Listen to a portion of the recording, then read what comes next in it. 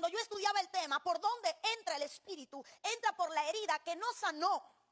Se desalojó al espíritu, pero no se cerró la puerta que le daba entrada a ese espíritu. Se desalojó el espíritu, pero la herida está abierta. Se desaloja la depresión y sale el espíritu de depresión, pero la herida que provocó la depresión sigue ahí. Y cuando la herida no sana, el espíritu dice, yo sé por dónde entré y yo sé cuál es el camino de regreso y yo voy a volver a entrar. Y a esa la llama su casa porque todavía tiene un punto de acceso que es una puerta que no se cerró, que es igual a una herida que no se sanó. Entonces tenemos que sanar una herida, porque mientras la herida no sana, la liberación no es totalmente efectiva. La liberación no es más que remover un espíritu de su comodidad, expulsar un espíritu de un cuerpo. Pero mientras la herida está vigente, el acceso a esa área sigue presente. Cuando usted quiere echar a alguien de su casa, usted no solo le quita las llaves, usted cambia el llavín. Porque usted dice, le dicen llavín. Porque usted dice, ¿y si se hizo una copia? ¿Cierto o falso? Apliquémoslos al mundo espiritual. La liberación, a veces venimos a buscar liberación. ¡Wow! Extraordinario. Y la gente cae, vomita. ¿Qué hizo el espíritu? Salir. Pero él conoce cuál es su acceso.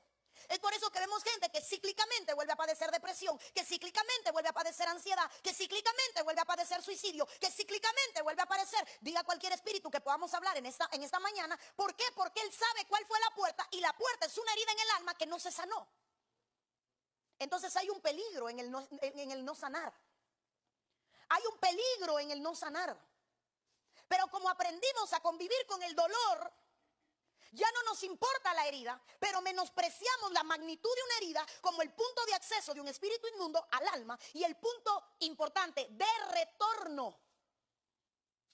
Porque el espíritu busca retornar al lugar donde él tenía reposo.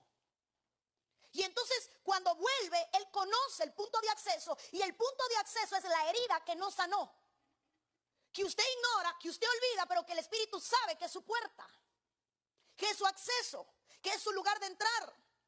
Quiero que vaya conmigo a Salmos capítulo 38, verso 5. Dice la Biblia: hieden y supuran mis llagas a causa de mi locura. Estoy encorvado, estoy humillado en gran manera, ando enlutado todo el día. Este versículo, este salmo es un salmo penitenciario. Es un salmo donde se está clamando por clemencia, porque todo el salmo habla de que la ira de Dios y que se desató estragos sobre el hombre. Pero este verso en particular, el Salmo 38, 5, este versículo 5, habla de la operación de una herida que no ha sanado. Y deja bien claro que la herida hiede y supura. Diga conmigo, hiede. Hermano, ¿aquí hay alguien que sea médico o enfermero o enfermera? Allá atrás se levantan algunas manos. Cuando una herida tiene mal olor, no es buena señal. Porque cuando una herida tiene mal olor, está diciendo que hay bacterias que están provocando una necrosis, están provocándole la muerte al tejido y se está pudriendo alrededor. La herida no duele porque se perdió la sensibilidad a causa de la necrosis, a causa de la muerte del tejido celular que rodea la herida.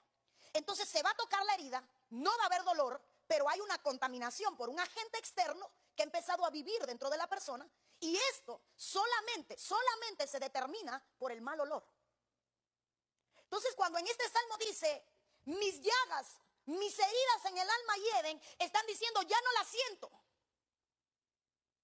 Pero hay agentes que han estado viviendo y que han provocado una necrosis, muerte del tejido. Significa que usted va a tocar y no va a haber dolor. Pero está la herida invadida por agentes externos, una ocupación de bacterias en la herida. Y esto me hizo clic. Porque cuando el espíritu inmundo entra, usted no va a sentir dolor, pero sí va a haber un hedor, sí va a haber un mal olor que va a generar el espíritu al ocupar la herida. Por eso vemos gente que sufrió un divorcio y usted le pregunta, ¿cómo está? Muy bien. Mentira. Sufrieron una infidelidad. ¿Cómo se siente? Fortalecido en el Señor. Mentira. El problema es que cuando hay mal olor, se empezó a morir el tejido. ¿Y sabe qué pasa cuando el tejido muere? No puede cerrarse la herida. Si aquí hay alguien que es médico y sabe lo que estoy hablando, sabe lo que estoy hablando. Cuando una herida está abierta, para poder, tienen que picar la parte esa que se dañó. que tuvo una necrosis, que murió, para que entonces pueda sanar, porque esa parte es imposible que vuelva, hermano, a sellarse. Significa que cuando aparece el mal olor, ya la herida no cierra, porque el tejido empieza a morir. Y no quiero detenerme en este punto porque el desarrollo le va a tocar a la segunda reunión, pero yo lo que estoy mirando es que hay heridas en el alma que empezaron a supurar, que empezaron, hermano, a desprender un mal olor, que empezaron a volverse asintomáticas, que dejamos de sentir el dolor, pero esto no significa que la herida sanó o desapareció.